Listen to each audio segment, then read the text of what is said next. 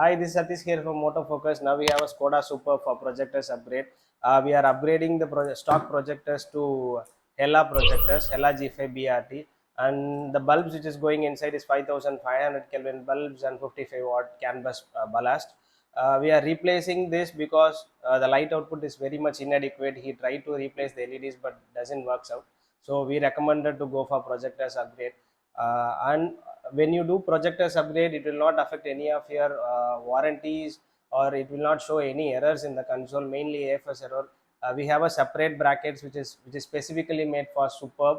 So we are replacing the existing brackets to Superb brackets and fixing this LRG5 inside the headlights. Come, let us go and check how it changes the appearance, and also you can see the comparison of stock headlights and the projectors upgrade headlights and the light output, and how it drastically changes the drivability.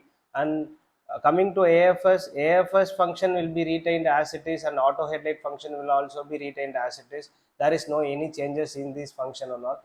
Thank you.